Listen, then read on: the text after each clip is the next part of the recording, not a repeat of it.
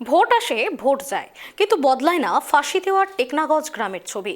2026 সালেও বালাসন নদীর ওপর একটি স্থায়ী ব্রিজের অভাবে প্রাণের ঝুঁকি নিয়ে বাঁশের সাঁকোয় পারাপার করছেন 15টি গ্রামের হাজার হাজার মানুষ। প্রশাসনের বারংবার প্রতিশ্রুতি সত্ত্বেও কেন থমকে ব্রিজের কাজ, দেখুন। ভোট আসে ভোট যায়, রাজনৈতিক নেতাদের পাল্টায় প্রতিশ্রুতি, কিন্তু বদলায় না শিলিগুড়ি মহকুমা পরিষদের ফাঁসি দেওয়া ব্লকের টেকনাগঞ্জ গ্রামের ছবি। স্বাধীনতার কয়েক দশক পেরিয়ে গেলেও বালাসন নদীর ওপর একটি স্থায়ী ব্রিজের দাবি আজও পূরণ হয়নি। আজও সাতবিল, দুলালিগঞ্জ, 12 ফুটিয়া, খারোভাঙ্গি, বলাইগঞ্জ সহ প্রায় 15 থেকে 16টি গ্রামের কয়েক হাজার মানুষকে যাতায়াত করতে হচ্ছে নড়বড়ে বাঁশের সাঁকোর ওপর ভরসা করেই। নির্বাচনের আগে প্রতিশ্রুতির পর প্রতিশ্রুতি, কিন্তু সেই প্রতিশ্রুতি বাস্তবায়ন আদৌ কিন্তু হয়নি। এমনই ছবি দেখা গেল শিলিগুড়ি মহকুমা পরিষদের অন্তর্গত ফাঁসিদেওয়া ব্লকের টেকনাগঞ্জ গ্রামে। সেই টেকনাগঞ্জ গ্রামের মধ্য দিয়ে বয়ে গিয়েছে বালাসন নদী, আর সেই বালাসন নদীর উপরে রয়েছে বাঁশের সাঁকো, আর এই বাঁশের সাঁকো দিয়েই কিন্তু সাধারণ মানুষ চলাফেরা করছে, সেটাই কিন্তু দেখা যাচ্ছে। তবে এই বিষয়ে কিন্তু এই যে 12 থেকে 15টি গ্রামের সাধারণ মানুষ, তারা বহুবার প্রশাসনের দ্বারস্থ হয়েছিলেন। প্রশাসনের তরফ থেকে মাটি পরীক্ষা করা হয়েছিল যে ব্রিজ নির্মাণ করা হবে, তবে এখনো কিন্তু তা হয়নি। তবে তারা চাইছেন দ্রুত এই ব্রিজ যাতে নির্মাণ করা হয়। স্থানীয়দের অভিযোগ, বাম আমল থেকেই এই নদীর ওপর ব্রিজের দাবি জানানো হয়েছিল। পরবর্তীতে বর্তমানে শাসক দল 15 বছর ক্ষমতায় থাকলেও পরিস্থিতি কোনো পরিবর্তন হয়নি। যদিও মাঝখানে শিলিগুড়ি জলপাইগুড়ি উন্নয়ন কর্তৃপক্ষের পক্ষ থেকে মাটি পরীক্ষা করা হয়েছিল, যা দেখে আশার আলো দেখেছিলেন গ্রামবাসীরা, কিন্তু সেই কাজ মাটি পরীক্ষাতেই থমকে গেছে, বাস্তবায়নের মুখ দেখেনি। বলতে গেলে আমাদের তো এটা দীর্ঘদিনের দাবি যে আমাদের নদী, যে বালাসন নদীর উপরে ব্রিজ,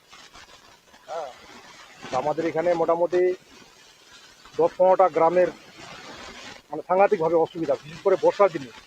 এই শুকনো দিনে তাও বাসের খড়ি হয়ে আমরা যাতায়াত করি, কিন্তু বর্ষার সময় এমন হয় যে কারো কারো জমি ওই পারে আছে, আবার ওই পারের লোকের এই পারে জমি আছে।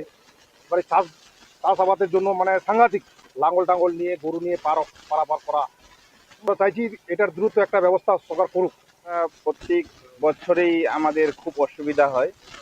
তো বন্যার সময় আমরা ব্রিজটা করতে পারি না, তো বন্যার সময় আমাদের কান্টিভিটা দিয়ে ঘুরে আসতে হয়।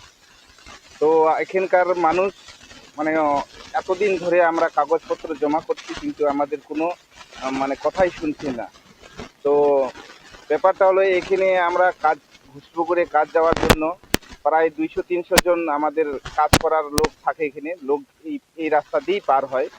তো বর্ষার সময় আমরা লোকজন আসা যাওয়া করতে পারি না। আমাদের নেতারা আসেন, অনেক কিছু বলে যান, কিন্তু কিছুই কাজ মানে শোনেই না। এই রাস্তাটা অনেক দিন ধরে মেপেও গেছিল, কিন্তু কোনো রায় নাই।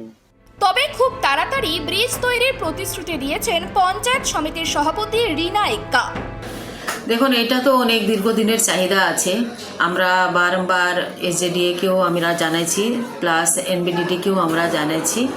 আমাদের যেটা করণীয় আমরা করে দিয়েছি, আর সত্যি এখানে দরকারও আছে। আমরা চেষ্টা করতেছি যে তো তাড়াতাড়ি এখানে একটা ভালো ব্রিজ হয়ে যায়। অবিলম্বে ব্রিজ তৈরি না হলে আগামীতে বৃহত্তর আন্দোলনের পথে হাঁটার ইঙ্গিত দিয়েছেন এলাকার সাধারণ মানুষ। তবে এখন দেখার প্রশাসন কবে উদ্যোগ গ্রহণ করেন, এই যে বালাসন নদীর উপরে ব্রিজ, সেই ব্রিজ নির্মাণে উদ্যোগ গ্রহণ করেন, সেই দিকে তাকিয়ে রয়েছে গ্রামবাসীরা। শিলিগুড়ি থেকে ঋষি চ্যাটার্জি, কেটিভি বাংলা।